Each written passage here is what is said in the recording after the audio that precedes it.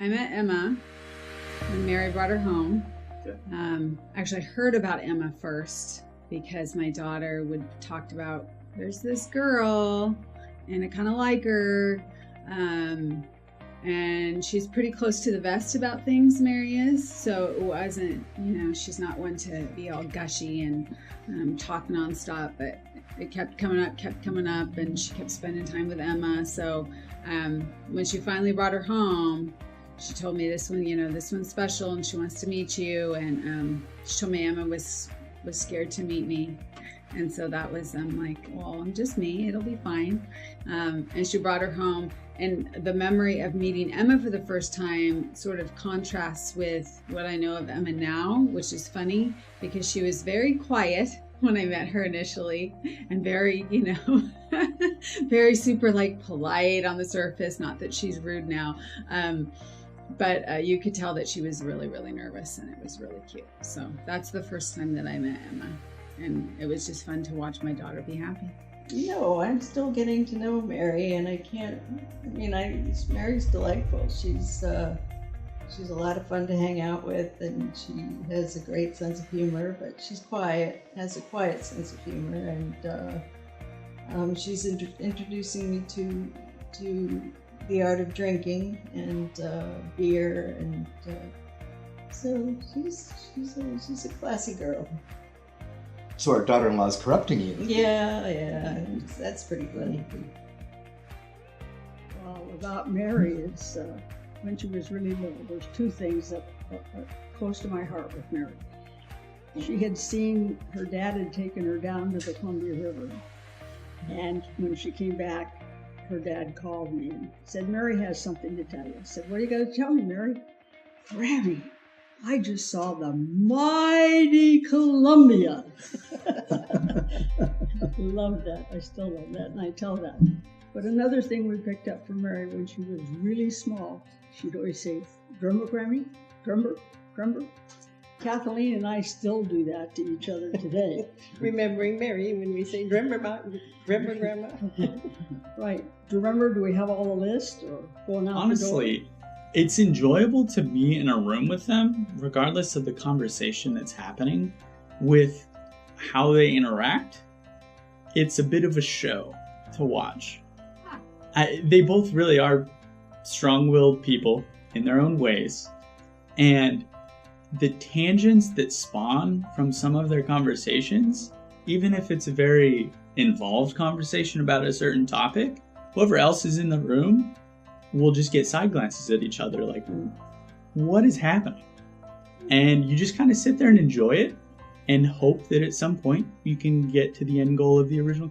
I apropos of what Melinda said about Mary's sense of humor, Mary gets her zinger in at low volume, and she always kind of sneaks her best lines in. Yeah. In fact, sometimes she this is advice to Mary, if you're watching this, Mary, she could rig it up just a little bit too, and I think she'd get a bit more response, but she does very well. The quality of her repartee is excellent, and yes, she does. She kind of plays it real low and real cool. You gotta ask her, "What was that, Mary?" And then she'll repeat it, and you'll get the joke. But she'll often bury her jokes, and I admire that.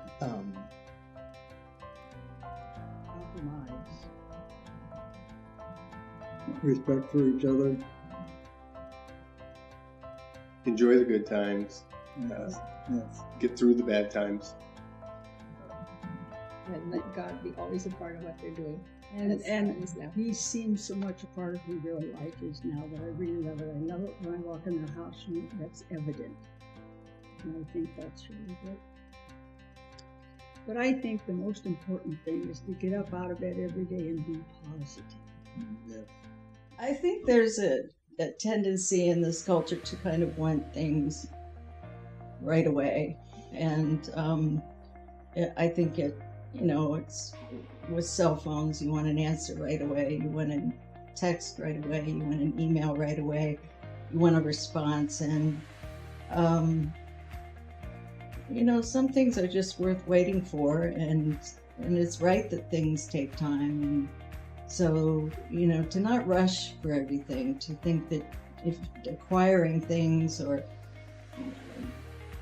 just people, or just enjoy the freedoms that you have right now, and enjoy that, and things will happen when they happen, and just to enjoy, as Dana was saying, enjoy the ride, and not try to rush into everything. Don't worry so much about it.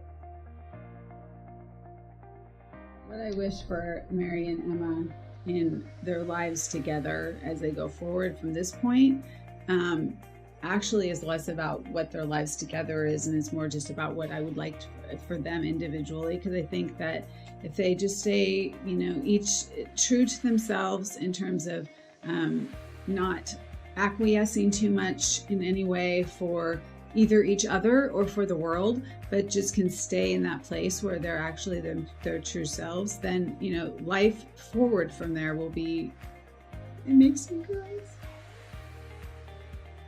will be good. It takes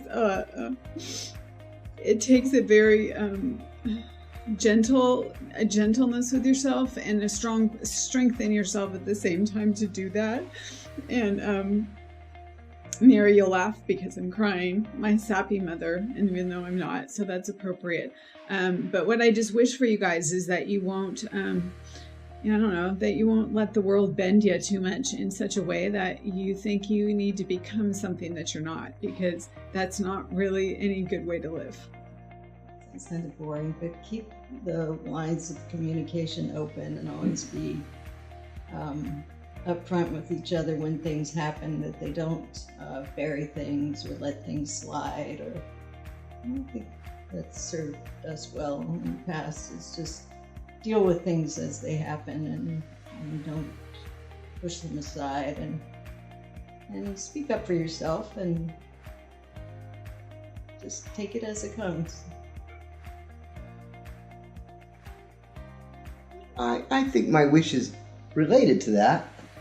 I think I'd like them to not be stressed in life. That is to say, I'm not saying take it casual and have this sort of Jimmy Buffett life, but I hope they, in their family life, smell the flowers and experience joy, and I think they already do. I think, I've been to their festivities at their home that are joyous, and I know that, the struggles of a professional life and family life can kind of drag on one, and I hope they don't take any of it all too seriously, so seriously that they don't enjoy the voyage itself, and don't think too much about the destination. Destination, it don't matter much, but the voyage is everything. Just that they seem so happy now, and that's exciting to me. And they seem so committed, and that's exciting to me. I know life has its ups and downs, and being able to bounce back, always seeing the positive things is what you want to look forward to and hang on to and move forward. This is, I would say, probably the happiest I've seen my daughter, Mary. Because it's one thing she told me. She said she found somebody that loves her for who she is. So as a parent, her happiness, that's what it's all about. So she's happy. So I'm happy. We love you both, and let the adventure begin. Emma and Mary, we love you and we wish you well. Mary and Emma, congratulations! You ever talk to them about chickens yet? Oh, God. Yeah. Oh my, you have? Yeah. Yeah. Mary's just like, no. And I was like, I want chickens. I want chickens. That's awesome. They got more chickens. It does. I So, do want to add one thing. I think Emma has a very special friend that's sitting on the other side of this camera to do this. You're lucky, Emma. She's damn right lucky.